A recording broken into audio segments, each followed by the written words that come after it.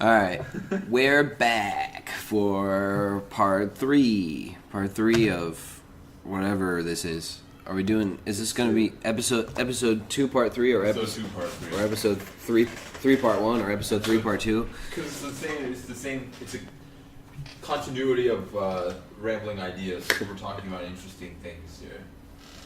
Well, it's technically the next day for us. We took a nice little sleep break. Went to talk to our security man at the front door. I mean, it's not like we're in like an underground bunker. We took a sleep break. We checked the doors. Yeah. Made sure there was no gas attacks. We're currently doing okay. I went to the grocery store also. You cooked twice already today, yes? Kind of. I wouldn't consider like warming up bread as cooking, but It counts. I guess because it was dough before and then it was bread after. I have only eaten a handful of peanuts and a carrot so far today, so. You should have asked me. I would have made you some roti. I know, it's alright. I'll make some stuff later. Maybe I'll cook a fat meal tonight. We'll see what's going on. But anyway, so we're back. We're not exactly sure what we're going to talk about. The trade war. Alright, we're going to talk about trade war. And international relations. Okay, so give us a rundown on what's going on with the trade war, Ari.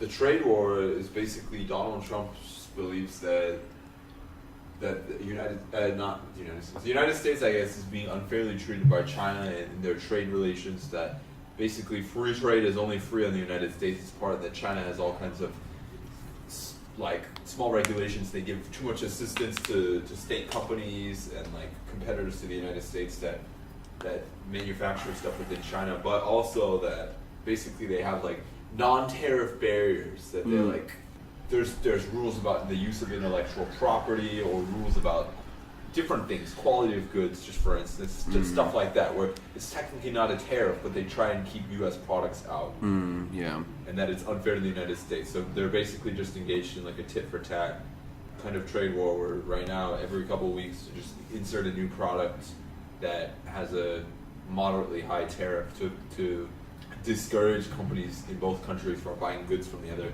country because the cost has gone up. What's the current level of the tariffs against China? I think each product classification has been different depending on what it is. There's tariffs on aluminum, steel, but also a variety of like consumer products. I think they're instituting some on clothing now. And from China's side, they've done what?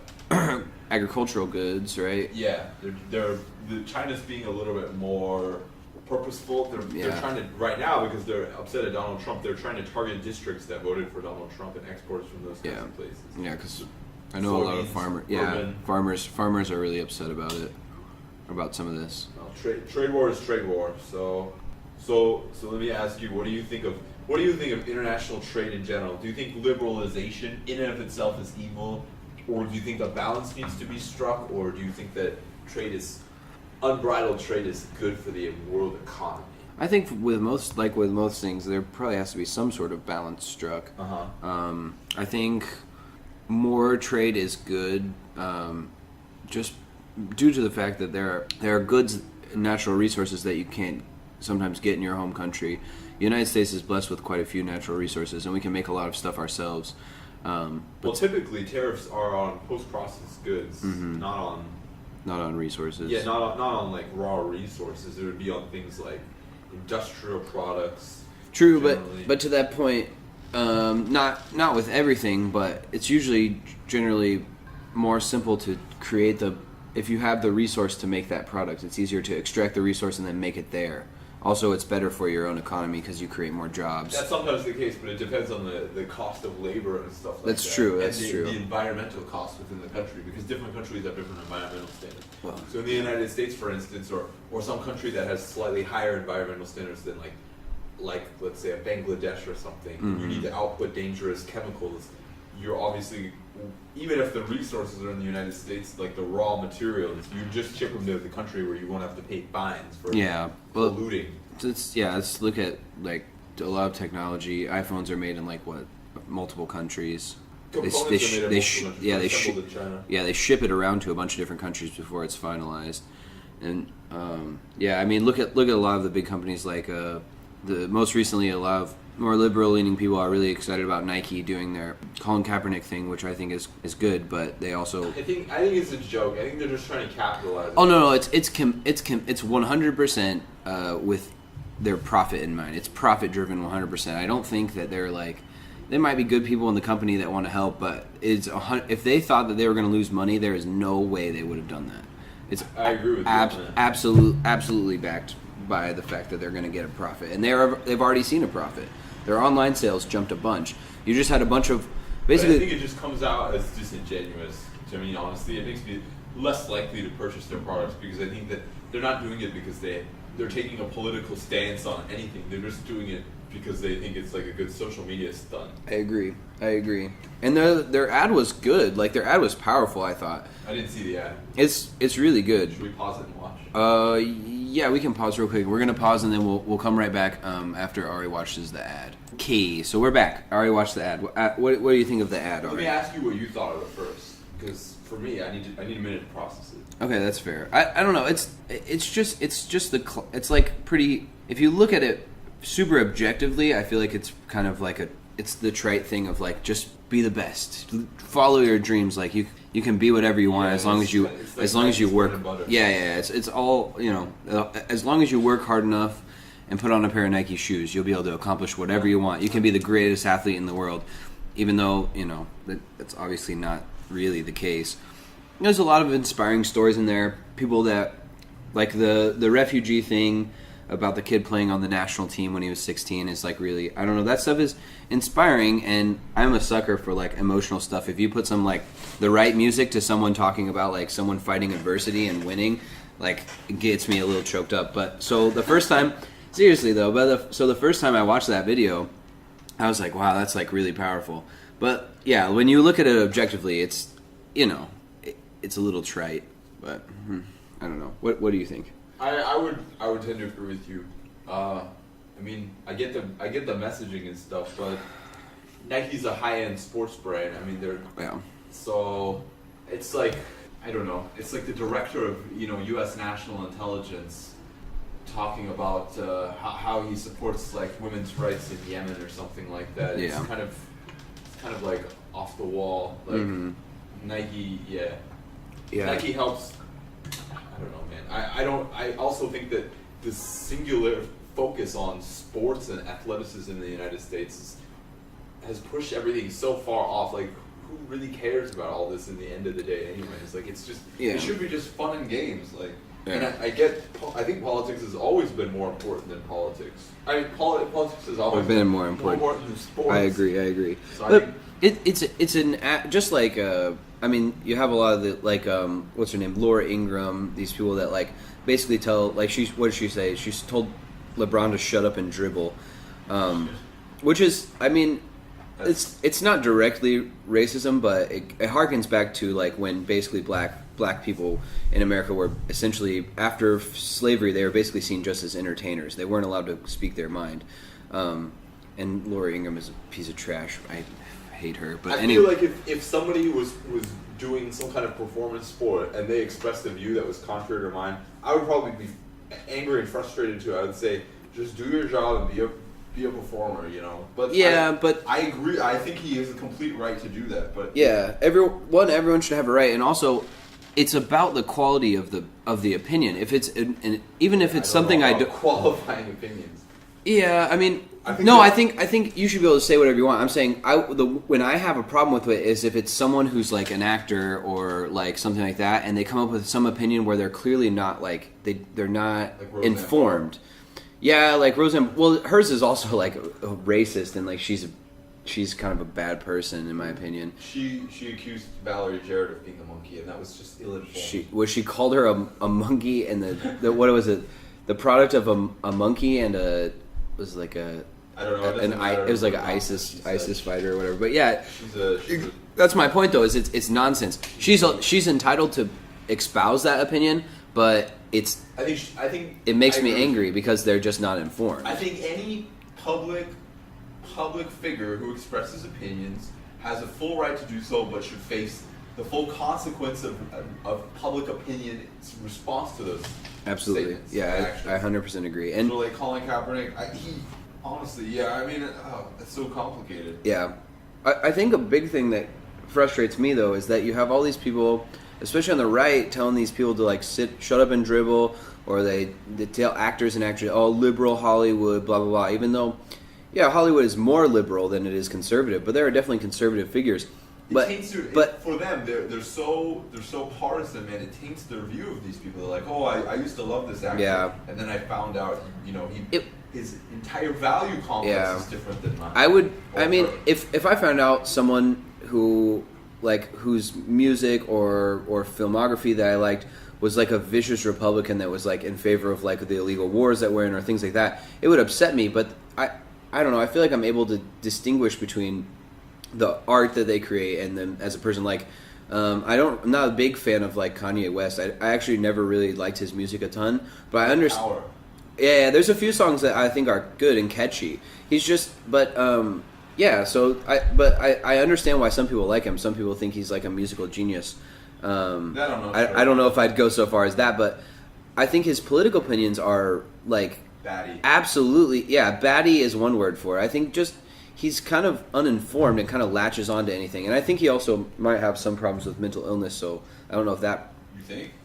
Yeah, he's said he's been talking about like how he's been deeply depressed and things like this.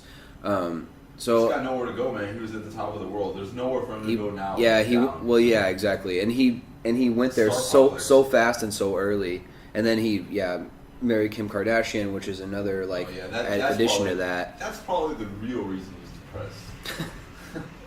Well, what I was a horrible wife. What I was maybe I don't know what she's like. She pushed Donald Trump to get someone out of prison for a nonviolent drug offense, so I'm in favor of that, but it was like her relative, and she didn't do anything else after that, which I think is kind of garbage. The only thing she's known for is like having sex with Ray J. That's that's her claim to fame. And having a famous dad.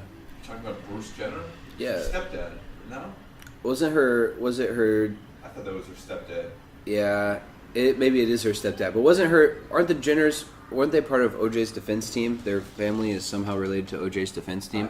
I thought her dad was somehow connected to that. Anyway, her real dad? I don't know. I don't know who her real dad is. I don't know enough about her because I don't care about any of these celebrities. But what I was going to say is, I get angry at the right for being so like sit down and shut up to these people and act or dribble or whatever. But any time they get a chance to pull out a celebrity, they will pull them out. They elected Donald Trump. They elected Ronald Reagan. Both of them are actors. Man, but that's all politics is hypocrisy and like showmanship. So yeah, I agree, but you have to. I mean, I think the goal going forward should be to lessen that as much as possible. It's always going to exist, but you have to be cognizant of it and try to fight against that. It's just split into like basically two polar parties, and it's just all so polar. It doesn't matter who's right and wrong. It just matters what side you're on. So hypocrisy doesn't mean anything as long as it's on your side. Sexual misconduct doesn't matter as long as it's on your side. Well, it's getting better in that regard, but it's still not good. I mean, yeah, it's like you still have a lot. Yeah, like I mean, look at all these people who talk about like all these. They would talk about Obama scandals or something like that. They investigated Hillary Clinton like 8 or 9 times for the Benghazi thing, and now they're trying to push a Supreme Court justice through that is accused of sexual assault without an investigation. There is going to be a 7-day investigation now. And he was nominated by a guy who has been his own wife in divorce proceedings claimed that he raped her, like pulled her hair out and raped her. So it's like it's absurd, and that's our president right now. And it's for some reason half the country doesn't think that that's scandalous, because a lot of them that are on the Christian right would be like, well, he's a good Christian man, and he's apologized, and he reads 2 Corinthians all the time, and things like that. And it's just like, oh, you're so duped. Or I don't know if these people. I think some of them have been fooled, and some of them maybe are just like you said, it's so partisan that it doesn't matter. Hey, let me ask you about something else. Mm-hmm. Go ahead. This is a little bit of a tangent, but because we always like talk about Jordan Peterson and all these weird ideas of like how. Not always talk about. Anyway, we have discussed it, yeah. Kind of like Mike Pence and how these like bizarre conservative viewpoints about maybe how men and women should split up how they interact in the workplace to prevent some of these miscommunications. Yeah. Like what's appropriate? When does a hug become like sexually charged, or like when does like a pat on the back or a pat on the side in a friendly way become unwanted touching? These like some of these social things are so vague and it's so case based that maybe we should just all follow Mike Pence's rule and just like, if I'm gonna have alcohol, I'll either be with my wife or she will. I don't know why I gave him a southern accent, but yeah, what's his? Yeah, he's a Hoosier. What's his rule? Is he won't be alone with a woman in a room. He won't be alone with a woman in a room, and if he drinks, he has to have his wife with him or something. And a lot of people mock that, but like, I feel like that's becoming corporate policy actually in a lot of companies where they'll advise, especially men in high positions, basically don't ever have a meeting alone with the women because I think who knows what will happen later. Or basically, we have security cameras on all the time in every single setting. Yeah, I think maybe for some of those situations, maybe you do record it, but I think that's off that. It's like evidence of a breakdown of social trust. Yeah, I agree, but I think there's warrant to that. I think because of so many people that do get sexually assaulted and then can't report, or do report and don't get believed, that and like it's coming out more and more. Or men or women who get falsely accused. But I feel like the false accusations are a minority in comparison to the people that don't report and don't get believed. That's probably true. I'm almost certain it is, because there was, what was the statistic? The most Republican one that I saw was 10% of allegations, I think, get reported. Yeah, I mean, I would have to go back and look at more evidence. But I would agree with that. Yeah, but I think a lot of it doesn't get reported. And I agree with you, there is a line, but I think that's why we have to get to a point where, I think if we get to a point where women feel that they're going to be trusted if they come out and say something, and I don't know, I don't like when people are like, we have to believe the women. I think you have to take their allegations seriously, because I see all these people say, Betsy Ford, we believe you, but there hasn't, my gut instinct is to say that she's telling the truth, and I think the evidence points towards that too, but I don't know that you could convict Kavanaugh in a court of public opinion. No, it's almost impossible. I think that what's going to end up having to happen is they're going to have to restructure the way that genders interact. I don't know who they are. I don't know, because there's man on man sexual assault and female on female sexual assault, so it's less, but so what? And it's I think it's conceived of as less serious in a lot of circumstances. I would agree. I mean, there was a story not too long ago about Terry Crews. Yeah. He claimed that I don't remember if it was a producer or director, but some person moderately high up in Hollywood like sexually assaulted him, like grabbed his dick or something, and like he was like, "Whoa, dude! Like, what is going on?" And like was trying to like do some sexual stuff with him, and I didn't really hear a whole lot about it after that, because I think a lot of people were like, "Yeah, it's it's not like a man raping a woman type thing." And there's obviously degrees to sexual assault. All of it is wrong, but like a grope is much. It's like not as bad as like a have Abby rape. Involved in this talk. I feel like we should probably carry this on later. All right, we can shelve this until either she gets back or the next time we can all get together. Because I feel like two straight white males talking about sexual assault also just became conscious of that. Yeah. All right, let's go back to free trade. all right. Wait, how did we get onto this? I don't know. From free trade to we always do this. Politics. Yeah, it's increasingly happening. This is our MO. I think it's my fault. I always think of something I want to say, and then I would agree with you overall. What you had said before, basically, that you need to have a balance. I think overall, there's a lot of ideology that says that free trade is like basically harmful, and that it unrestricted, unrestrained free trade causes these like basically like bubbles of issues. Like for instance, I just give you an example. Like in what's that island, Madagascar. Uh-huh. I think I forget what precious stones. I think it's rubies or something. Basically, there's like a a big flood for rubies in one part, a big flood for vanilla in another part, and basically it distorts the market so bad. So you get like these boom towns that come up, people leave their homes, people get exploited in the boom towns. There's like price gouging, like and then maybe the industry collapses or shuts down, and then all these people are unemployed. Just creates all kinds of problems, exploits the resources. It's like a Venezuela type situation where they put all their eggs in the oil basket. Exactly, but in a country where people are abjectly poor and basically living on under $1,000 a year, it's fairly likely to happen. So when it's completely unrestrained and unrestricted, it causes problems. But I think overall, it's okay. But as much as I support free trade in general, because of how I'm more and more thinking that China needs to be challenged, I'm starting to support, actually, at least in the back of my heart, the trade war against China. Just because I think it might harm their economy and kind of shatter their image that they had themselves, that they were this invincible country and that like basically nobody, even the United States, couldn't touch them. I would. I mean, the first part I definitely agree with. The thing with China, I think, I'm on board with using maybe some sort of sanctions, because right now sanctions are so weak, man. I know, but I'm saying in combination with boycotts, divestments. You could put some tariffs or whatever you want on them, but it has to be smart.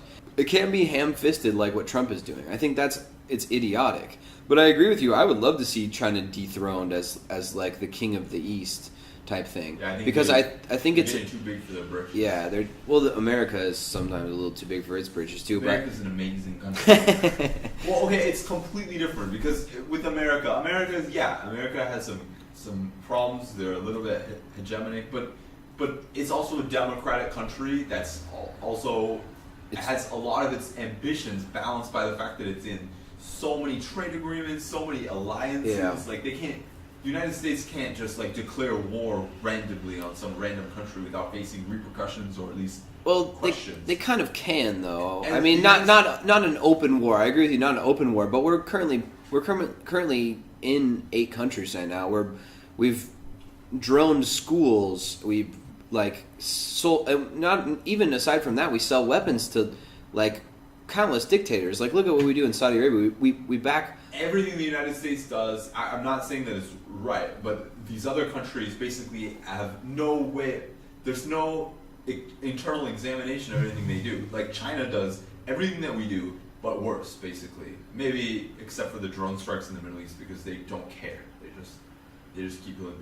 They keep their Middle Easterners in internment camps instead. Yeah, I agree. They're a huge human rights violator, but I think that's why I agree with you that the U.S. and China are different fundamentally, because the U.S. is kind of a democracy. There's also it's accountable. These actions, if they're illegal, it's more accountable. But look at what John Bolton just did when he went. He was telling the International Criminal Court that he's like, no, we're not gonna. No, you want to bring charges against us? No, we're like, screw you guys. John Bolton's an idiot. But he is an idiot. But that's the thing, is he's like a big part of our government right now, and so our government is basically giving the middle finger to like broad overarching international organizations. So to some degree, the U.S. is very unaccountable too. I agree. I'm not in disagreement with you to. The United States government, at the very least, officials of the United States government are accountable to the United States citizens in a legal sense. They're accountable because they have to get a vote. They have to get a vote. In the legal sense too. Any U.S. citizen who commits like a crime can still be prosecuted. And I agree with you. Like, it never happens. Like, nobody who was involved in the torture allegations or crashing our economy. Those people should be put. See, that's another topic. Those people, you can argue that they shouldn't be put in jail, but they should at least not have been given golden parachutes from the taxpayers. That's I completely absolute agree. trash. But okay, continue on. I don't want to derail the conversation. I kind of lost my train of thought. But we were talking. I'm saying that the United States is more accountable in their actions, I guess. And I would agree with you. I'm just saying that it needs to be. It just needs. I'm just trying to give the position that it is more accountable, but it's still not completely accountable to international governing bodies like the UN, etc. In any case, I'd rather have the United States taking a leading role than China. The United States is a democracy, and they've stood for human rights right or wrong, they, at least from a values perspective, and the one that they've projected to the world, they've stood for human rights for a long time. China has basically stood for, we do what we want in our country. We have our sovereignty. You guys can't violate it. Stay out. Yeah, I agree. They've also bullied their neighbors. They've torn up the international arbitration agreements over all the islands that they claim that are theirs, which are absolutely farcical. Like how far, if you look at the lines that they've drawn, I mean, the islands that they claim, some of them are so far outside of their territorial waters, it's a joke. Well, they basically claim jurisdiction over all of China, or I mean, not over obviously over all of China, but over like the whole like China Sea, South China Sea. It's given that name. If you actually look at the map, a lot of those islands are geographically closer to like three countries. Thailand, Philippines, Like you could take one of those islands and say the first country is geographically closest to is Vietnam, the second one is Malaysia, the third one is the Philippines, the fourth one is Taiwan, and the fifth one is China. But they still claim it as their own. It's absurd.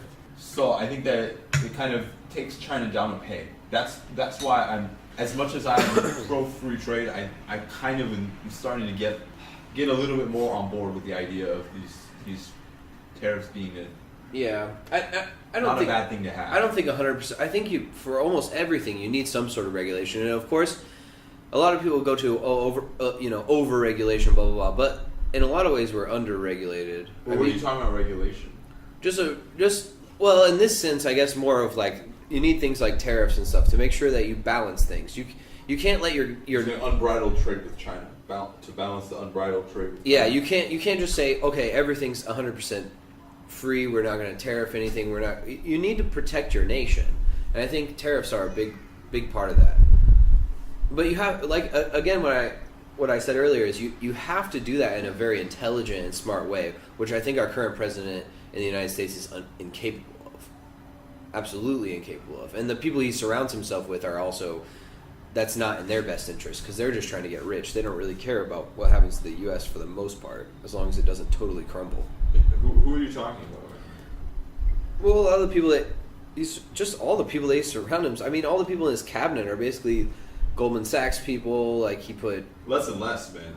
Well, less and less because a lot of them are having to leave because they're either in legal trouble or they're. Well, no, like people like not Michael Cohen. Who's the other Cohen? Who's the one who quit over the tariffs? One of them quit. Was it Tillerson? No. Tillerson was fired. Oh yeah, that's right. This is the other Cohen. Randy Cohen. Oh, I can't remember his name. Gary Cohen. Oh, Gary Cohen. Yes. Yeah, he was Goldman Sachs guy, right? Yeah, exactly. And basically, he completely disagreed with Trump's ideas on international trade, and he's like, I'm not going to be a part of implementing these boneheaded ideas. Yeah, because it is a boneheaded idea. I mean, like I said, it's not enriching anybody. It's just this is so heterodox. It's not even funny. Like, I mean, heterodox in terms of like economic theory, like modern economic theory. There are very few people who think. There are very few economists who think that protectionist policies are a good idea anymore. Like, you get political scientists who believe that, and political economists, but they're on the radical side of things. Yeah, do you think that's because of the fact that those people want corporations to make the most money? Because there's a lot of I guess I don't know about economists, if you look at but the there's efficiency theory, basically, that, like you said before, some countries have natural advantages in terms of the cost of wage labor, that each country basically, according to the most very basic economic theories about specialization, that countries should specialize in producing the things that they can do best and the most efficiently, and then everyone will benefit from the lower prices and the lower cost of production. I would agree with that to a degree, but I think it's not. That's the thing is people when they talk about economics, they just look at the economic side of it, and I think you also have to look at the human cost of those things. Well, okay, let me give you an example here. Do you remember Thomas Piketty? No. He was like a French guy, and he wrote the huge book on capital. He basically analyzed a whole bunch of modern economies, and basically the premise of the entire book is that based on the modern capitalist system, that like everything that we basically know to be true is basically true. Uh-huh. That doesn't mean anything. What we know to be true is what true. what we assumed was true about the economies, the modern like capitalist economy is true. Basically, it does help. Rich people get richer, and people in general that are middle or lower class tend to fall further and further behind. So the solution to that is to create a robust, basically, not social safety net, but a redistributive state, as states are meant to be, basically. You take money from some people and you use it to build roads and hospitals, and that's what a state is for. Well, I think that's absolutely right. I think so. You use the state to mitigate the inequality. Yeah, I think, and a lot of people will argue against, like, they're scared of the word welfare and things like that. But I think the U.S. should be a welfare state. We should. It's a loaded term, but there's a difference between welfare and public provision of services. Well, yeah, I think you don't have to give people welfare to make sure that people have. That's what I'm saying. Roads and police and healthcare. Yeah, but you also have to make sure they have a wage on which they can survive, or you're going to have the problems that we have, where you have that's part of you it have too. like what 3 million homeless people in America and like 40,000 homeless veterans.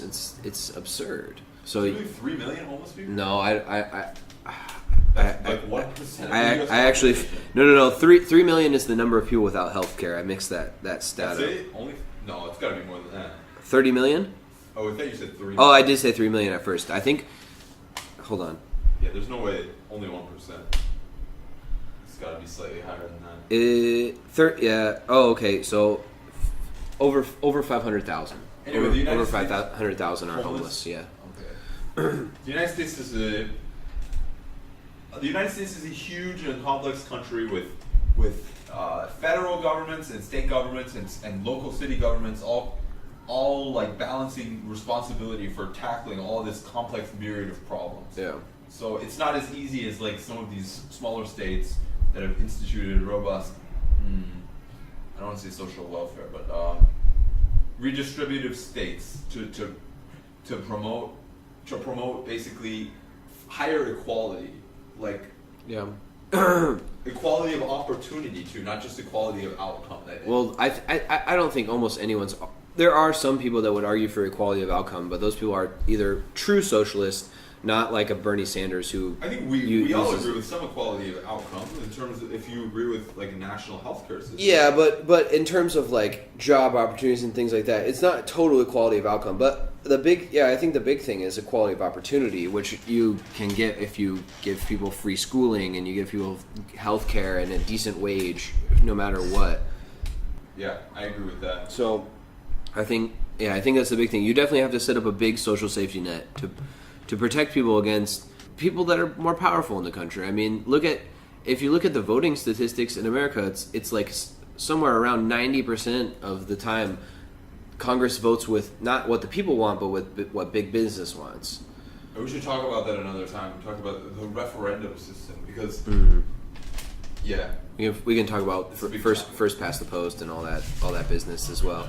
Referendums.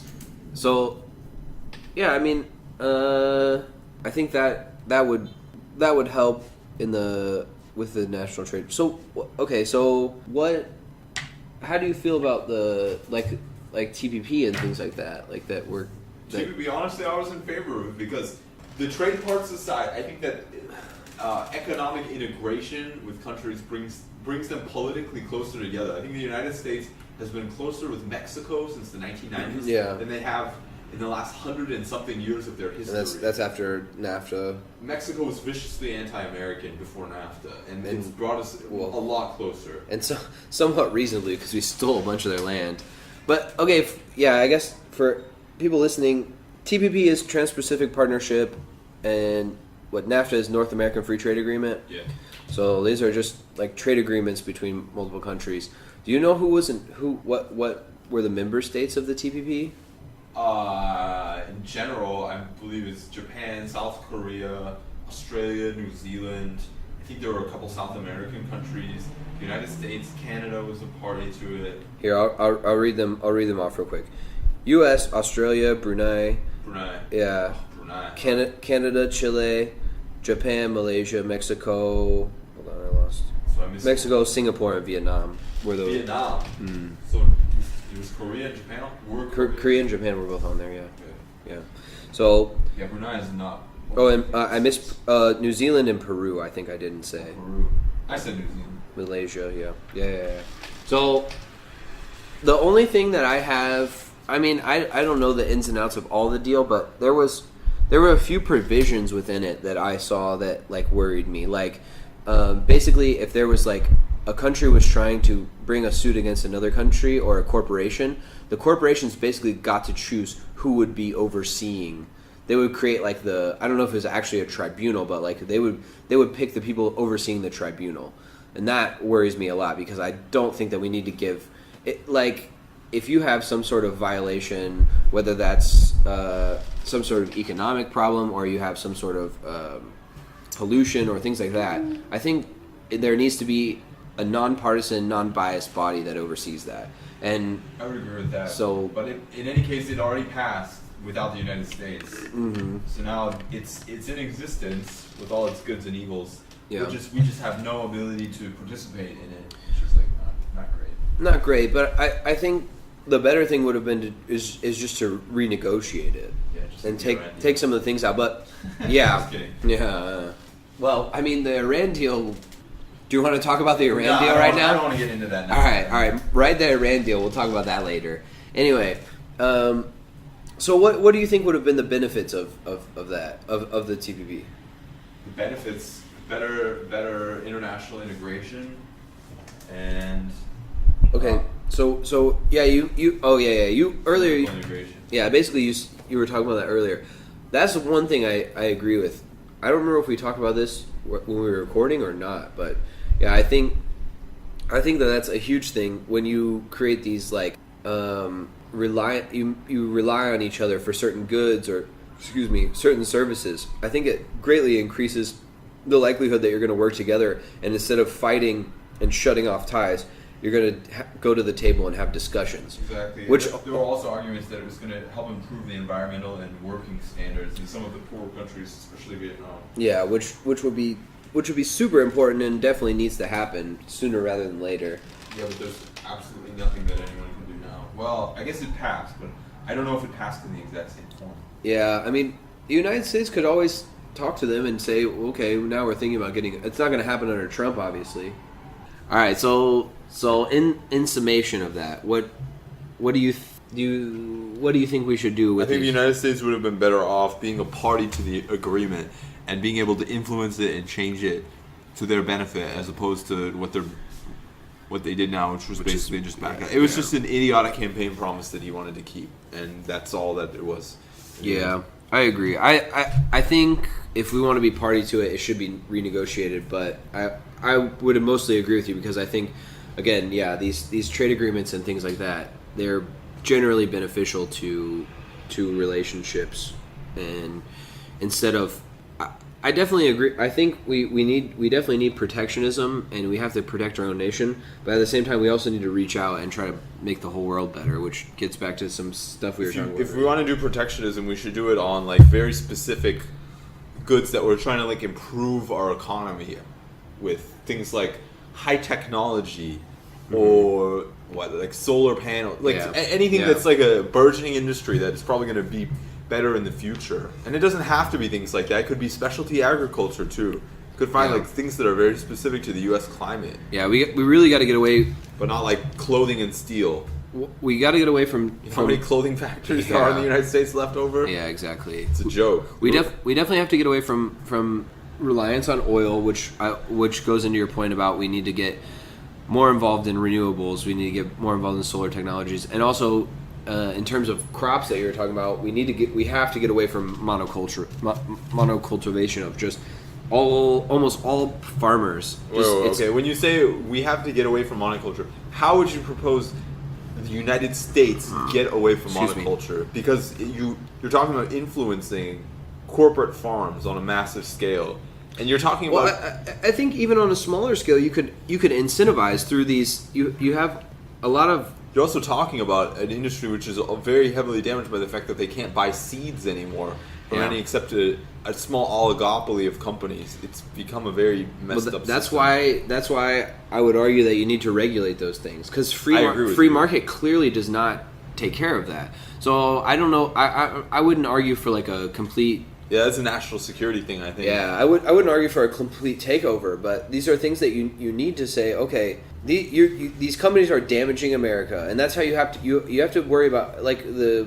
both sides. Republicans honestly are better at messaging than Democrats in most cases, but you have to learn how to message these things to the American people. And so, as the government, you say, okay, this is damaging our national security. It's hurting our people, and it could spell the downfall of a lot of things in the United States. It could spell the downfall of the U.S. Yeah. If we run out of food or something, because when you talk about monoculture, you have all these farms basically producing a single crop with a single genetic variant, and there's some kind of crop disease or something that pops up, or basically a crop year, and the conditions are poor or something. You could be talking about a massive food shortage. Yeah, which is more and more likely with climate change going on as it is. Very dangerous. Yeah, it's a super dangerous thing. It's a national security issue, and we need to bomb them. You should bomb all the fields. Yes, exactly. Yeah, I start from scratch. Yeah, I agree, man. It has to change, or it's gonna be a big problem. But I think again that gets into my main issue for almost every political thing is you got to get money out of politics, because then you don't have these lobbyists going to Congress and saying, oh, you need to give these tax breaks to these farmers that grow corn and soybeans or whatever. I think giving tax breaks to small farmers is not the problem. I think the problem is giving these legal breaks to the seed producers. I think the seed producers are the most dangerous. Seed producers are probably the most dangerous, but also the big commercial factory farming type stuff, especially for even aside from crops. Yeah, they shouldn't get animals and stuff like that. The subsidies that they get are I think absurd. Meat should be banned, but I know that. Okay, so yeah, Ari thinks meat should be banned. I think that's probably not going to be a popular opinion, but I think I honestly would say it should be definitely more heavily regulated. As a person who does eat meat sometimes, but sees the damage that it does to the environment as meat it's the biggest polluter in the world is factory farming of animals. It also constitutes cruelty to animals, which is against the law in the books of most places. Yeah, definitely in America. America has laws in the book that say you can't abuse animals, and there's definitely a lot of animal abuse going on. It takes place at every anyway. Yeah. Okay. We don't want to diatribe on that. Yeah. All right. So what we're going to move on into after this is China bashing. Continuing with the free trade agreements and growing things like that, as we were going to talk about little Xinjiang province China bashing, because that's one of our favorite things to do is bash China. So, you've been to Xinjiang. Where is Xinjiang? What's going on? Xinjiang is in the northwest of China. It's basically a province which has, I'm not sure if it's the majority. It has a very large population of Muslim people who are of like Turkic ethnicity. If you look at their facial features, their language, their culture, it's not Chinese. It's basically derived from Turkic-speaking people from Central Asia. Mm-hmm. So basically, they've had a weird, not completely consensual relationship with China for a long time. For a couple hundred years. I mean, they've basically maintained more than that. For a couple hundred years at least, they had semi-autonomy, and they basically were maintaining their own culture in the furthest reaches of what's now considered China, along the old Silk Road paths. Their name of the province is Xinjiang is what new borderland, right? Jiang I think is borderland. I think something like that. So it's they're in that word a long time. They're in the hinterland of just like the fringes of. Yeah, it's pretty sparsely populated. Yeah. It's actually mostly just like mountains and desert, and I assume some forest. When I was there, basically all I saw was mountains and desert. Yeah. So, the Muslim majority are called Uyghurs. Uyghurs, yeah. And okay, hold on. According to Wikipedia, they comprise more than 45%, and the population is 45% of the province of Xinjiang. Of the province of Xinjiang, yes. Okay. And the total population is 21,815,815. That's kind of cool. 815,815. Interesting. But yeah, so they make up almost 50% of this state. Totally, because the Chinese government has been trying to push ethnic Chinese people into the region to dilute the Uyghur population for a long time. And So, what are they doing? One, what is the Chinese Communist Party's argument against these people, and what There's are no they, argument per se against them. Well, their argument is similar to the U.S. argument against brown people that are Muslim. Is basically that they're committing terrorist attacks, right? But that's basically because of the regular. They were committing terrorist attacks, but they definitely were. But what chicken is it a chicken or the egg situation in terms of where the basically they want most of the more radicalized ones have a very strong sense of ethnic identity. They feel so ethnically different from China in terms of who they are, the language they speak, the way they want to rule themselves, that they want their own country. Yeah. And China, as everyone knows, doesn't tolerate separatism very well. Yeah. Separatist movements. It's all got to be homogenous. So there was a lot of suppression and a lot of terrorism on the other hand. So throughout especially the 2000s, early 2010s, terrorism was extremely heavy. And if you go there now, it's essentially a police state. There's road checks everywhere. You can't go to a gas station and fill up without having the trunk of your car checked for a car bomb. Yeah. You go into a pharmacy, a hotel, any building that holds more than like 5 people, and you have to go through a metal detector. You were telling me about when you went there. There was some things with like a lot of ID checks and things like that. It's also probably because we were clear foreigners. Yeah. But basically, we took the train from the capital of the province, Urumqi, and we went to. This is a touristy city. It's a major city, like several million people, and went to Tulufan, which is like another touristy city, basically. Uh-huh. The second we got off the train, we got flagged and had to go through basically ID checks, but not simple ones where they look at your ID. But we basically had to go to like an enclosed police area where they not only looked at the passports, but they questioned us. They took our pictures and put them in a file, and you could see they were doing it with a cell phone app and basically sent it to a government database to see who had visited there. And it was this very seldom happened where the government is that. When you're visiting a tourist place and you take less than an hour train ride to have that kind of scrutiny. Yeah, it's kind getting off the train. Yeah, it's absurd. It's kind of absurd. It was very extreme. Well, go ahead. When I asked the Uyghur people, their English is not great, so you speak to them in Chinese. So obviously, maybe there's difference in how they're going to talk about the government in their own language versus the language of their oppressors. But when you ask them their opinions, they're obviously not very forthcoming. I was like, "Oh, what do you think of Xi Jinping?" And he's like, I think he's like, 还可以. He's just like, which is probably like a pretty dissenting opinion in China because he's all right. Yeah, I mean, normally Chinese people love him. Yeah, especially the older generation. Because they have to.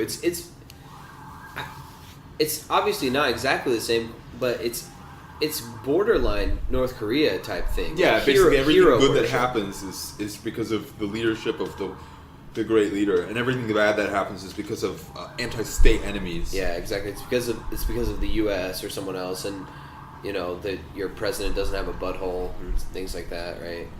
Anyway, it's very bizarre. It's a very beautiful place with a very interesting culture, but it's bizarre. The people, the whole vibe of it. It's not like anywhere else in China. It's basically, the closest thing I felt was more like Russia. The feeling, but I would assume I've never been to Central Asia. I would assume it's basically like another Central Asian state, but it's hard to say because the vibe of the place is also dictated by the government rules over how the city is planned and stuff like that. So maybe the reason it felt a lot like Russia to me is because they're both old communist countries, and that's more a Chinese function than it is a Uyghur function. It's all top down control. But that also carries out into the style of the places where you have these vast empty countries with like people that you need to strictly control. So lots of big public squares where everything is basically boxed in. Yeah. Lots of flat block style communist development for houses, wide streets, wide avenues, lots of security and securitization, things like that. Was it like an old? Like was the architecture and stuff like that? Was it like older? Like had it been there for a long time, or was it relative? It's relatively new. The city itself was basically like, from what I understand, it was more of a Chinese invention. The city was like a joke because the Turkic-speaking people have existed there for hundreds, if not thousands, Yeah. maybe let's say hundreds of years. I don't know the exact number. Yeah. And they had major cities there, and Urumqi was not one of them. Basically, this was invented by the Chinese, so they would have their own kind of Chinese-style city. Yeah, and that goes back to your point about them moving people there. They want to create a Chinese hub where they can move people there and and they don't have to move many people like a business center. But because you look at the population of 20 million, that's a drop in the water of the Chinese population. 1.3 billion. So they would have to move. 1% of their population is 10 million people. So all they would have to move is 1% of their population to this province, and they would already outnumber the Uyghurs, basically. It wasn't difficult for them to do that. Yeah, for sure. And it's absolutely just provide some cash and economic opportunities.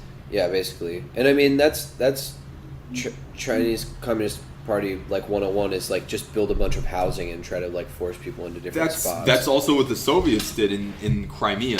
Basically, they tried to Russify it, whatever verb you want to use.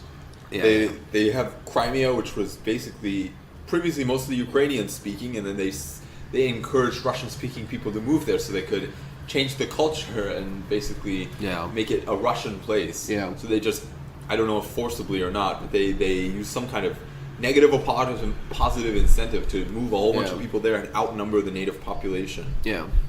Yeah, it's kind of... It's old communist style, like social engineering. Yeah.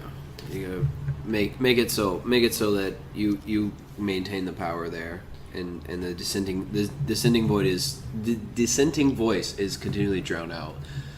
It makes sense, but it's obviously a tactic.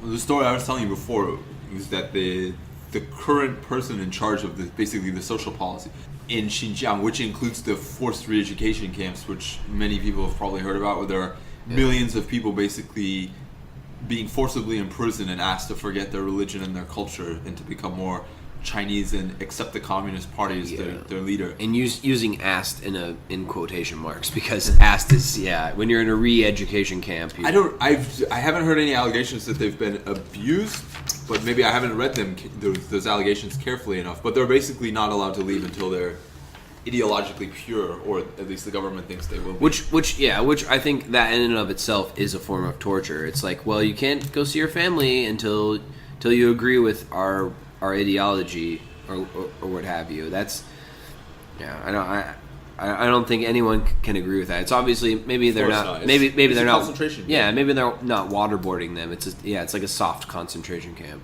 But what's a concentration camp? And the fact that they're concentrating them and quote unquote re-educating them. Yeah, exactly. It's a gulag. yeah, exactly. It's very much like a gulag.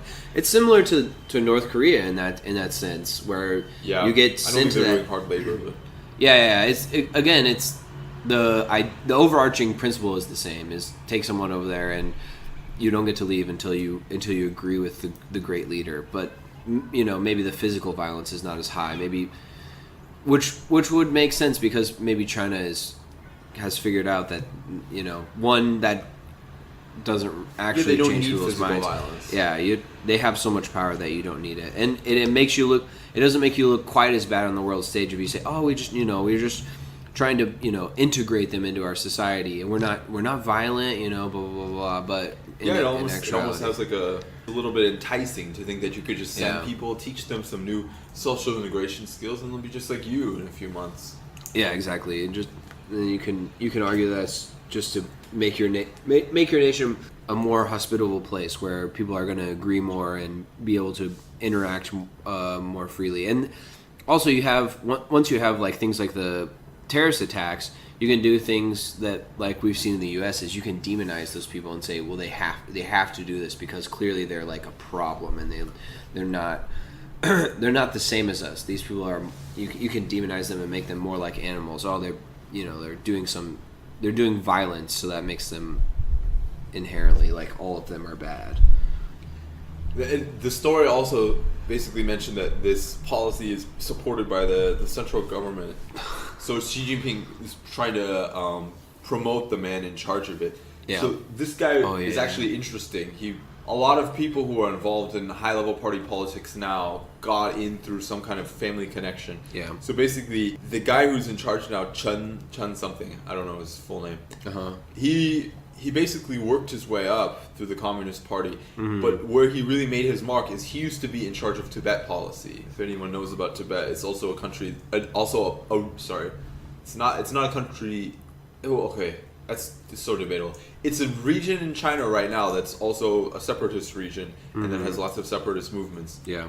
So his idea was basically kind of like old, like really old 18th century United States counterinsurgency in certain places. Basically that you have these Communist Party officials and they go and like live in the community and just keep an eye on everything. You just have these cadres of I think thousands of them. So basically they go set up one in every single Buddhist temple in Tibet. And the first thing they do is they put a big Chinese flag over the temple and put pictures of like Xi Jinping and Mao on the walls and stuff. It sounds. It's just like slowly indoctrinating. Yeah, it sounds. Watch them. In some ways, similar to the Cambodian model, when they were doing their whole thing. You're talking about the Khmer Rouge? Yeah, because they would have like village leaders. Like, have you read First They Killed My Father? No. I think I have it on the bookshelf over there. You should really read it. It's an amazing book. But basically, so for those of you that don't know what First They Killed My Father, so we have to explain what the Khmer Rouge is. So Cambodia, basically, they had like a communist takeover. We can do this whole thing on another one. All right, we can just we'll do a discussion about the Khmer Rouge and all that later. But basically, they had to take over the government. And the protagonist of this book, who's writing her autobiography, she goes to different places because they have to flee because her father is part of the old government. So they're gonna they're killing all the old government people. Well, they killed basically everybody. Everybody who didn't agree. I mean, they killed a lot of people. Okay, well, the Khmer Rouge was known for their genocide of basically.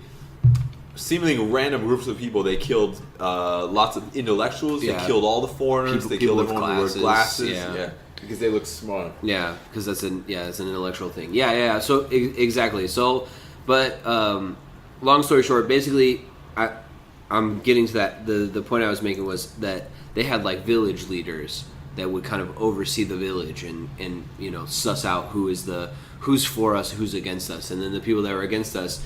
It's not. I mean, obviously, in China, you go to a re-education camp, and under the Khmer Rouge, you just get taken out to a field and shot and thrown in a mass grave. So there's a little bit of a difference there, but it's still social control. It's just a little bit more polished. So I think that's where they're getting is it's the same tactic, but people aren't getting killed as much. Well, but they're trying to make I don't think they're trying to massacre the Uyghurs. I think they're trying to. That's what I'm saying. That's what I'm saying. Is it's no longer about killing them. It's about bending them to your will via your overarching state power. And you say, look, you're the minority in this country, and you're gonna go with us whether you like it or not. And your choices are, at least on the surface, to agree with us and tacitly endorse us, or you get put in a re-education camp and you don't see your family. So I think the real question is how this ends for everyone. Yes. Yeah. What do we do about this? Who's we? We can't do anything about it. I mean, the international community can do things. They obviously can't. I mean, it's a joke, man.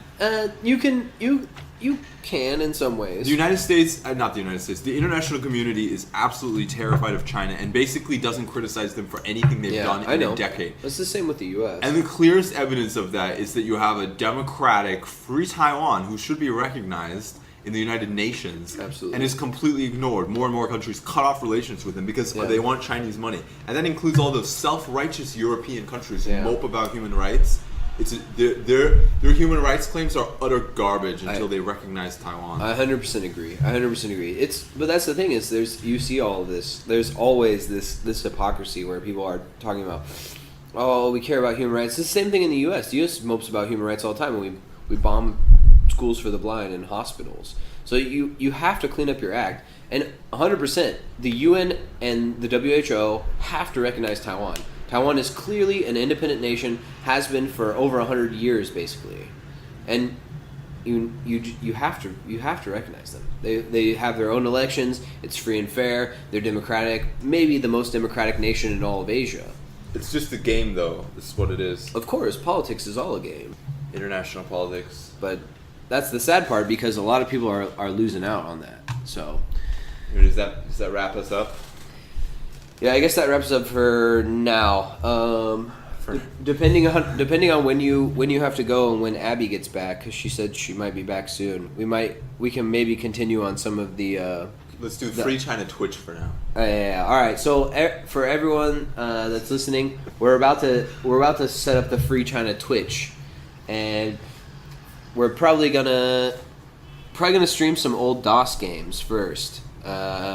So number one, like and follow the Facebook, Twitter pages. Like, share, comment. Let us know what you think. If there's anything you want to hear us talk about, let us know. Yes. But if you're a gamer and you want to see some sick DOS games, we're about to kill some DOS games. We Super hard. We should find like DOS Risk and then do like international politics on like international DOS Risk. politics. We just have like a China, like we each pick a different region of the world. Let's try it. Let's see what we can find. Are we gonna? Okay, so we might do that right now. I'll set up the Twitch account first. I still haven't set it up. We're just getting the iTunes up. What is our iTunes? Just Free China Post. Free China Pod. Oh, Free China. Okay, so if you have we don't know if it'll be approved yet. If you have Apple iTunes, we're still in the middle of getting approved for that. So by the time this is up, hopefully we will be approved. So you can check for Free China Pod.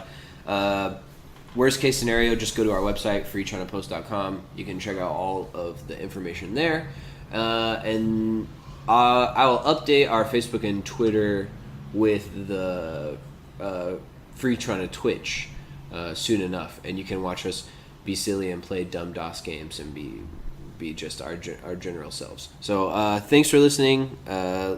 Again, contact us either on Facebook, Twitter, or you can email us at social@freechinapost.com. Thanks for listening, guys.